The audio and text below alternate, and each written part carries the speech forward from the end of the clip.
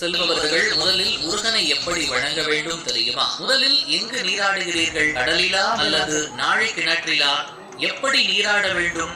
எதில் நீராடிவிட்டு சென்று முருகனை வழிபட்டால் என்ன பலன் என்று தற்பொழுது பார்ப்போம். முருகப்பெருமானின் அறுபடை வீடுகளில் இரண்டாவது வீடாக அமைய பெற்றிருப்பதுதான் சக்தி வாய்ந்த திருத்தலமான திருச்செந்தூர் முருகன் கோவில்.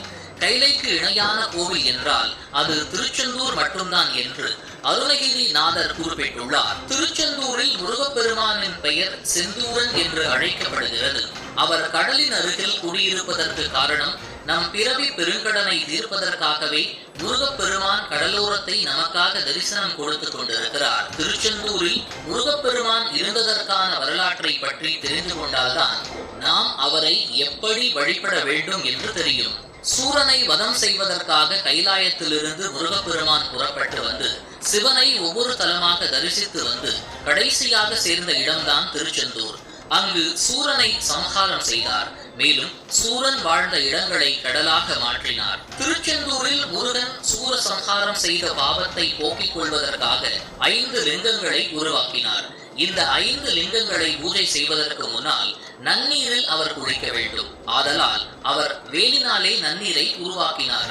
அந்த தீர்த்தம்தான் நாழி கிணறு என்று அழைக்கப்படக்கூடிய கந்த புஷ்கரணி தீர்த்தம்.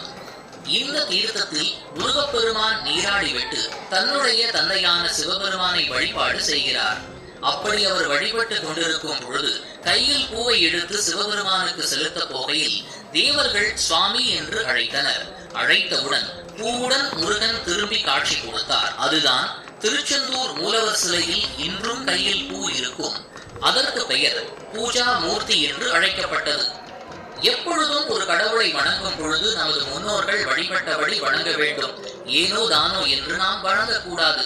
அதாவது திருச்செந்தூரில் கடல் என்பதே தீர்த்தம்தான். அந்த தீர்த்தத்தில் முதலில் நீராடிவிட்டு அதன் பிறகு நாழி கிணற்றில் வந்து குளிப்பதை சிறப்பு. கந்த புராணம் நடந்த நிகழ்விலிருந்து தற்பொழுது வரை நாழி கிணற்றில் நீர் வற்றியதே கிடையாது. ஏனென்றால் நாழி கிணறு என்பது முருகன் வேலினால் உருவாக்கியது. இதைவிட கடவுளின் சக்தியை உணர்வதற்கு வேறு ஒன்றும் கிடையாது. ஆதலால் நாழி கிணற்றில் கண்டிப்பாக நீராட வேண்டும். அந்த நன்னீரானது நமது உடலில் பட்ட பிறகு வேறு எங்கும் நாம் குளிக்க கூடாது. இதனால் தான் முதலில் கடலில் நீராடிவிட வேண்டும். நாழி கிணற்று நீரானது நமது உடலில் பட்ட பிறகு மறுபடியும் கடலில் போய் குளிக்க கூடாது. அது மிகவும் தவறு. நாழி கிணற்றில் குளித்தவுடன் உடைகளை மட்டுமே மாற்ற வேண்டும். அதன் பிறகு நாம் குளிக்க கூடாது. அப்படியே தான்